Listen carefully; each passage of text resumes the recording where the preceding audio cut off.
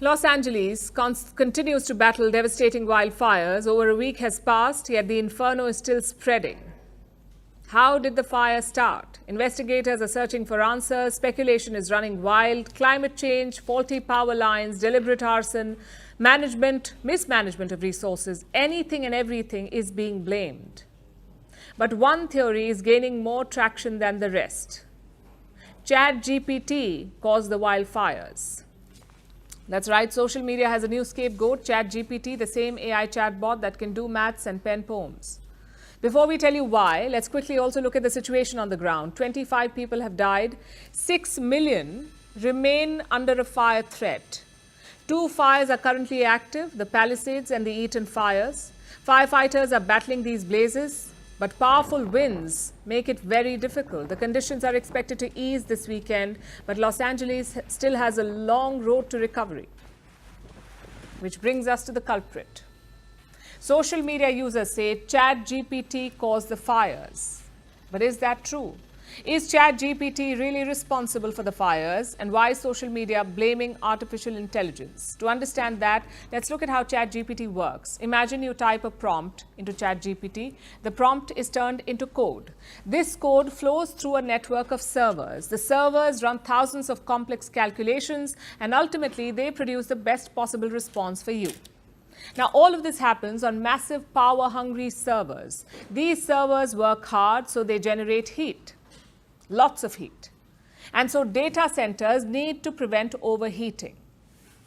For that, they rely on cooling systems. And this is where water plays a crucial role. Cooling towers use vast amounts of water just to keep servers at optimal temperatures. Essentially, ChatGPT is a water guzzler. To put it in perspective, a 100-word email needs around a bottle of water. Same for every 4 to 5 prompts. ChatGPT gulps almost 500 ml of water for this. Now let's zoom out and look at the larger picture. In 2024, ChatGPT had 300 million weekly active users. 300 million weekly active users. So you can imagine the amount of energy it consumed and the scale of water it needed. And that is why social media is complaining. Los Angeles is located in Southern California. This is a region that has experienced drought in the past, which means water is already scarce here. The wildfires exposed that scarcity and made it worse. The fires began on January 7th.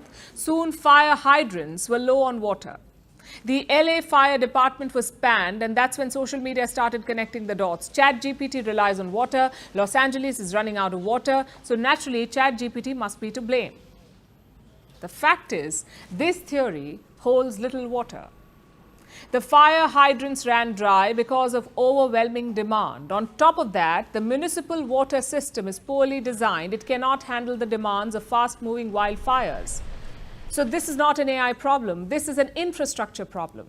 But that does not let ChatGPT off the hook entirely. Yes, it is responsible for, not responsible rather, for this particular fire, but it is very much part of a bigger problem. Our planet is heating up. Extreme weather events are becoming increasingly common, like these wildfires in Los Angeles. Addressing this crisis needs collective action. You need to conserve natural resources like water. Instead, you're building more AI data centers that use gallons of water and electricity to write emails. So you can see where the problem is. The crisis in LA is a wake-up call. It's not just about the technologies we use today, it's about how we manage the infrastructure that supports this tech. AI companies will also have to do better. They must find other cooling alternatives or move data centers to cooler climates. After all, the future of AI does not just lie in the promise of intelligence, it lies in how responsibly it can be integrated into our world. As for that email that you're delaying, you don't need ChatGPT to write it. You can type it out yourself. It will only take 5 more minutes of your time. අපි බලමු ඔයාලා දැන් බලපු මේ video එකේ වැදගත් වචන සහ වාක්‍ය ඛණ්ඩ මොනවද කියලා. ස්පෙකියුලේෂන් කියන්නේ අනුමානය. එතකොට මේ ස්පෙකියුලේෂන් කියන වචනේ හැදිලා තියෙන්නේ ස්පෙකියුලේට් කියන වචනේ. ස්පෙකියුලේට් කියන ක්‍රියාපදයෙන්. ස්පෙකියුලේට් කියන්නේ අනුමාන කරනවා කියන එක. ඒක ක්‍රියාපදයක්. ඒක noun එකක් විදිහට එනකොට tion අගට එක්කව කරගෙන තියෙනවා. එතකොට speculation කියන්නේ අනුමානය කියන එක. හරි. අපි යමු දෙවෙනි වචනයට. scapegoat කියන්නේ බිල්ල කියන එක. මොකක් හරි දෙයක් කරනකොට අපි බිල්ලක් දෙන්නේ. නිදානයක් වගේ ගන්නකොට අපි බිල්ලක් දෙනවා. අන්න ඒකට අපි කියනවා scapegoat කියලා. ඊළඟ වචනේ remain. ඒ කියන්නේ ඉතුරු වෙලා වෙනසක් වෙන්නේ නැතුව ඉතුරු වෙලා පවතිනවා කියන එක තමයි ඔකින් remain කියන එකෙන් අදහස් කරන්නේ. ඉතුරු වෙලා තියෙන කියන. ඉතුරු වෙනවා, ඉතුරු වෙලා පවතිනවා කියන අදහස තමයි ඔය remain කියන වචනේ තියෙන්නේ. currently කියන වචනෙන් අදහස් වෙනවා මේ දැනට කියන එක. ඒ කියන්නේ වර්තමානයේ කියන අදහස තමයි ඔකෙන් අදහස් වෙන්නේ. currently. blazes කියන්නේ ගිනිදැල් කියන එක. ඔයාලා මේ වීඩියෝ එක බලුවා නම් ඔයාලට මේ වචනේ හම්බෙයි blazes කියන වචනේ. ගිනිදැල්. complex කියන්නේ සංකීර්ණ කියන එක. ඒ කියන්නේ තේරුම් ගන්න ටිකක් අපහසු කියන අදහස තමයි complex කියන එකේ අදහස් වෙන්නේ. සංකීර්ණ. ultimately කියන එකත් හොඳ adverb එකක්. අවසාන වශයෙන් අවසාන යේදී කියන වචන අර්ථය තමයි ultimately කියන වචනේ තියෙන්නේ. essentially ඒ කියන්නේ ප්‍රධාන වශයෙන් එහෙම නැත්නම් අත්‍යවශ්‍යයෙන්ම කියන අදහස තමයි essentially කියන වචනේ අදහස් වෙන්නේ. ඒකත් හොඳ වචනයක්. consume කියන්නේ පරිභෝජනය කරනවා කියන එක. consume කියන්නේ පරිභෝජනය කරනවා.